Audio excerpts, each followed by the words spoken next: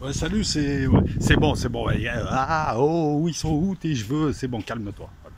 Imagine que j'ai toujours eu des cheveux comme ça. Des cheveux chauves. Voilà. Et ouais, je voulais te parler de quoi déjà? La suite des élections. En naviguant, attends, je vais me mettre quelque part. En naviguant à droite à gauche, et notamment sur des chaînes d'abonnés, j'ai trouvé quelque chose qui est véritablement troublant. Alors j'ai dit troublant, j'ai dit troublant. J'ai dit troublant. Alors attendez, je range ma carriole, ouais. Je suis cantonnier. Il n'y a pas de saut métier. C'est un métier noble. Voilà. On y arrive mon gars. On y arrive. Je me pose bien à l'ombre. Ah, les cheveux courts l'été, bah ouais, l'hygiène. Il y en a certains qui parlent d'hygiène, il ferait mieux de s'inquiéter de leur hygiène. Hein. Voilà, et puis bon, d'ailleurs on les voit plus maintenant. On les voit plus en face cam, ça aussi c'est rigolo. L'élastique, l'aile comme une aile, avec un L apostrophe, hein, l'élision, L apostrophe, A-I-L-E, A, avec l'accent, hein, il y a, et stick, S-T-I-C-K, comme le stick des Allemands ou comme le stick que tu fais jamais tourner. L'élastique, c'est la chaîne de cet abonné, c'est une très très bonne chaîne, franchement. Un véritable... Ouais, c'est le gars, voilà, comme nous, quoi. Il est là, il s'intéresse à l'actualité, il t'apporte une analyse, il dévoile des trucs, tu vois, il se contente pas de mettre des bouts de télé, quoi. Et de dire aux gens, à l'air, hein, hey, ils ont pris son gosse, venez pleurer dans mon hangar, hein. Non, mais si, c'est ça, là, au moins, le gars, il arrive, il fait un travail, il met OBS, il fait un travail, il apporte une analyse, et puis il sait parler en français. C'est important de nos jours. Attends, tranquille, putain, t'es pressé. Roule une clope. Donc l'élastique, la chaîne de l'abonné de l'élastique. Bon, on va accélérer le pas quand même. J'ai pas que ça à faire. J'ai un hangout à faire à 19 h. La chaîne de l'élastique et l'élastique lui-même dévoile un truc qui est assez hallucinant quand même. C'est que au matin de l'élection, à 7h11 du matin, un article du Parisien, oui c'était le Parisien. Hein. Donc moi je vous laisse aller voir ce qu'il a fait. Je ne rentre pas dans le détail, je ne veux pas piquer le boulot des autres. Je vous mettrai le lien en rentrant chez moi de sa chaîne. C'est une très bonne chaîne pour ceux qui veulent suivre l'actualité, pour ceux qui... Enfin, vous ferez une idée, mais moi je pense que c'est une bonne chaîne. Je ne recommande que des chaînes que je respecte. Voilà. Donc lui, poteau rose, l'article Journal Le Parisien, dimanche matin, il savait déjà qui était élu ou pas élu. En tout cas, au vu de leur article, ils avaient déjà annoncé la 3e place d'écologie Les Verts, ils avaient annoncé la baisse de France Insoumise, enfin bon, quand tu lis l'article, tu te dis mais comment ils savent à l'avance? Est-ce que les élections seraient truquées ou pas? Donc c'est une question qu'on se pose. Alors je rappelle aux gens, hein, encore une fois, parce qu'il faut toujours rappeler que le complotisme, ça s'adresse aux gens qui te sortent des énormités scientifiques. Par contre, en matière politique, on a le droit de se poser des questions, surtout que les gens qui arrivent et qui te traitent de complotiste n'écoutent même pas ce que tu dis, n'écoutent même pas tes arguments, de toute façon, ils n'ont pas de cerveau. Et, ah, c'est du complotiste, c'est bien. Entre 2010 et 2019, on aura réussi à te lobotomiser et à te faire dire le mot complotiste. Dès qu'un type se pose des questions, essaye de réfléchir par lui-même. C'est-à-dire en utilisant tout ce qu'on lui donne et d'en faire quelque chose. C'est ça, réfléchir par lui-même. C'est pas réinventer l'alphabet. Non, je vois un type comme un génocide qui, quand ça l'arrange, il comprend de travers les choses. Voilà. Et puis en même temps, bref. T'as un article à 7h11 du matin. Allez vérifier. Du Parisien, qui te donne en substance les résultats des élections. Alors quand tu regardes l'article, tu t'aperçois deux questions. Primo, c'est là où il faut faire le travail, c'est de ne pas s'emballer. Vous allez voir l'article, vous allez vous faire une idée. Quand tu regardes l'article, il n'est pas si précis que ça. Et pour moi, ça ressemble à un article, comment dire ça, d'anticipation. C'est un petit peu comme c'est... tu sais, quand tu as des gens qui ne sont pas loin de mourir, il leur reste quoi, 1 heure, 2 heures, non, j'exagère, 1 an, 2 ans, il y a des nécros, il y a des articles qui sont faits sur eux à l'avance et qui sont remis à jour, réactualisés. Comme ça, au moment où, lorsqu'il va mourir, tu peux être sûr que dans la soirée, il y aura déjà un article sur lui, une émission sur lui, parce que tout est prêt.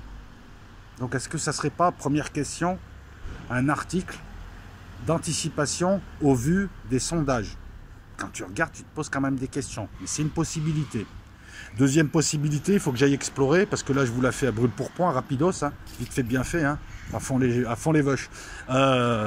Est-ce que ça ne serait pas un article d'actualité, comme en fait Spoutnik, ou comme en font beaucoup de gens sur Internet, beaucoup de journalistes, à savoir, l'article qui démarre à 7h11 du matin, et tout au long de la journée, du fil des événements, il est réactualisé.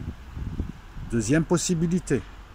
Moi, je ne pense pas pour cet article, mais allez voir, il faudrait que je creuse. Là, je vous avoue que c'est une analyse, c'est une réaction à chaud. J'ai vu le truc hier.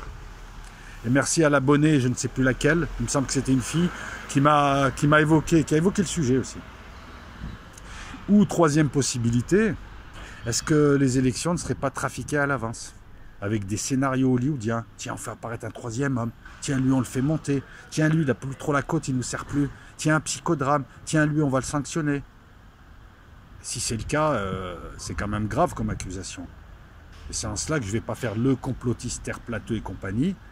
Je ne vais pas tout de suite dire on trafique les élections.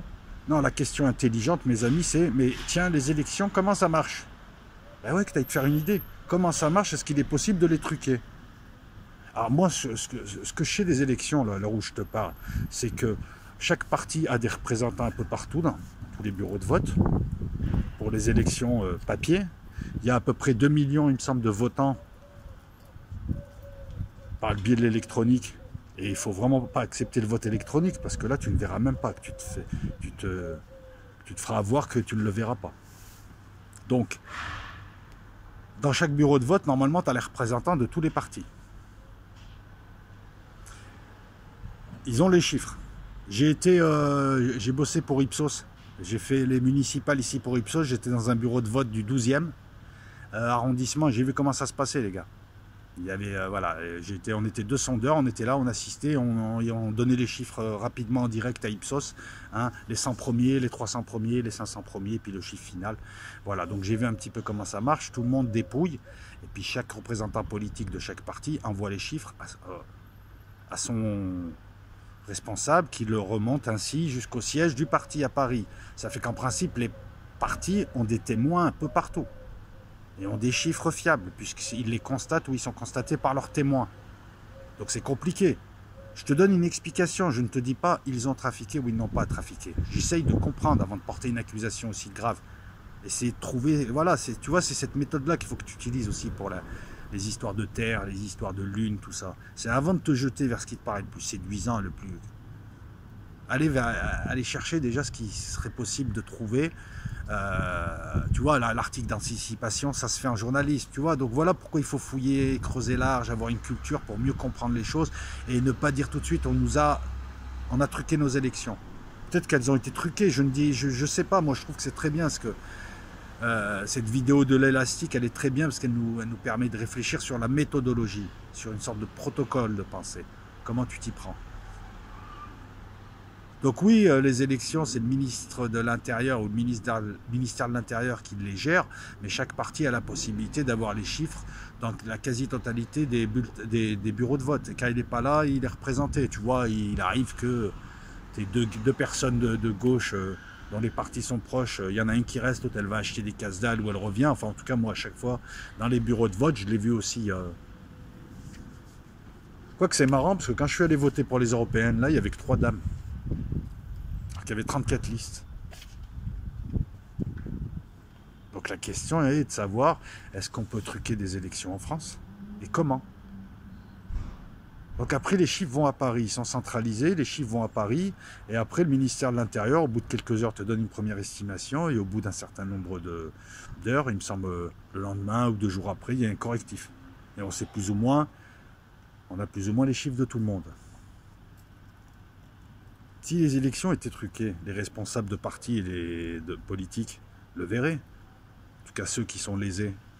Alors tu vas me dire, ouais, mais ils sont peut-être dans la combine, on les menace, ouais, mais sur 20 ans, t'aurais bien quelqu'un qui balancerait le truc.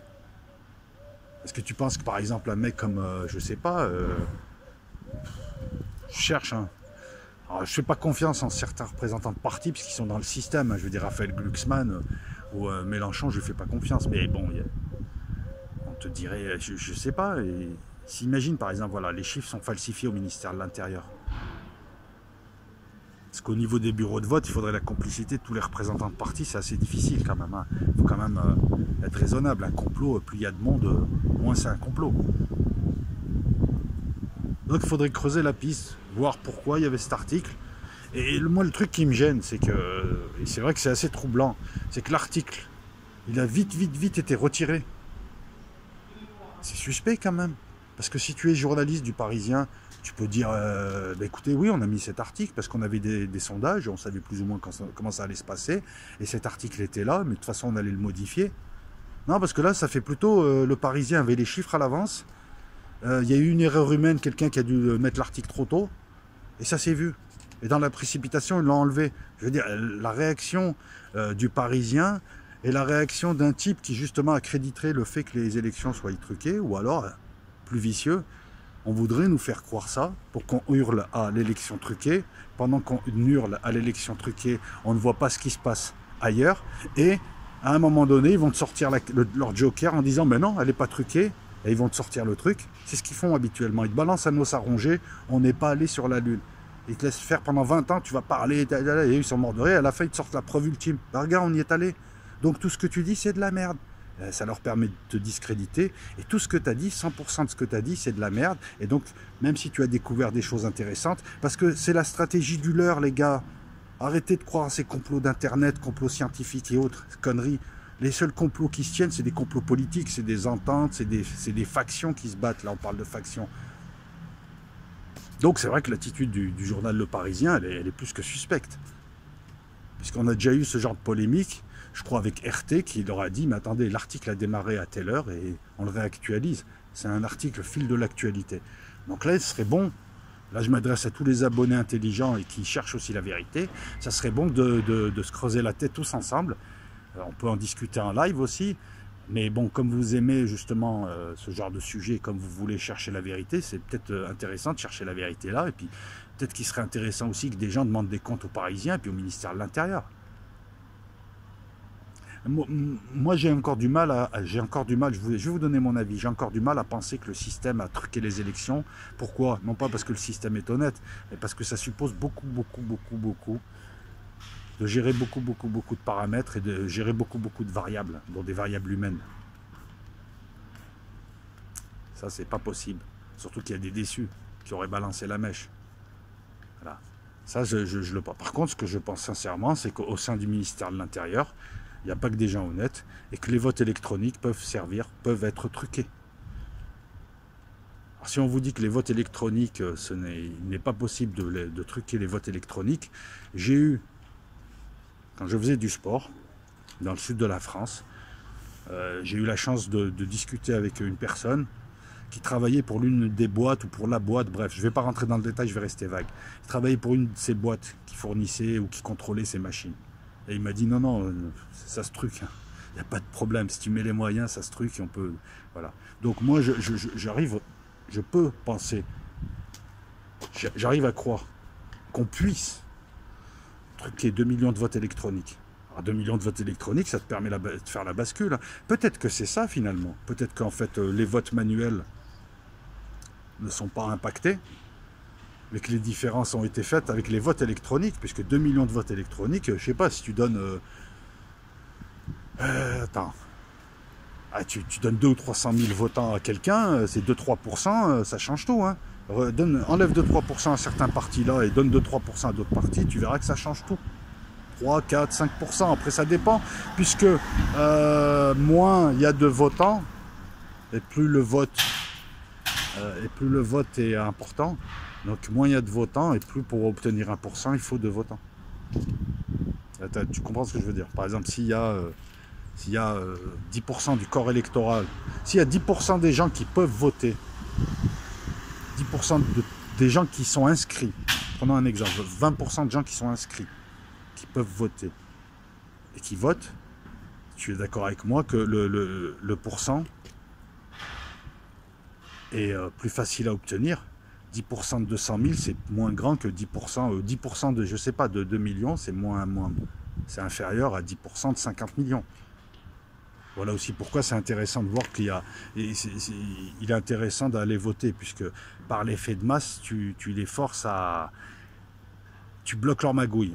Bon, là, je suis en train de m'enferrer, mais vous avez compris ce que je voulais dire. Le vote électronique est un danger. Pour ce vote-là, ce vote manuel, moi, je ne sais pas. Je ne sais vraiment pas. Donc, l'enquête démarre, on va le dire comme ça. Si vous avez des idées, mais voilà, si vous voulez, on va faire un truc interactif. On va tous essayer de se pencher sur la question. Mais, se pencher sur la question.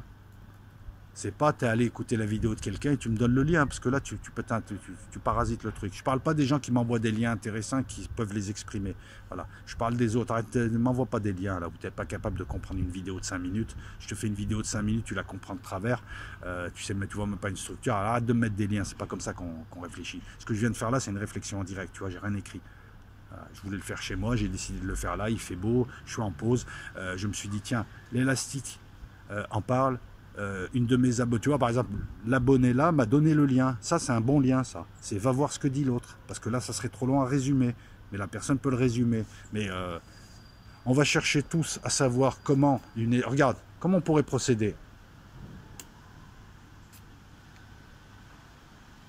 Il faudrait maîtriser les rouages de l'élection et voir où est-ce qu'elle peut, ou quels sont les points faibles de la procédure. Là où on peut. Là où la main frauduleuse de l'homme peut intervenir. Alors on a parlé des votes électroniques. Pour le manuel, j'ai du mal à voir. Voilà. Est-ce que j'ai tout dit sur ces élections ou pas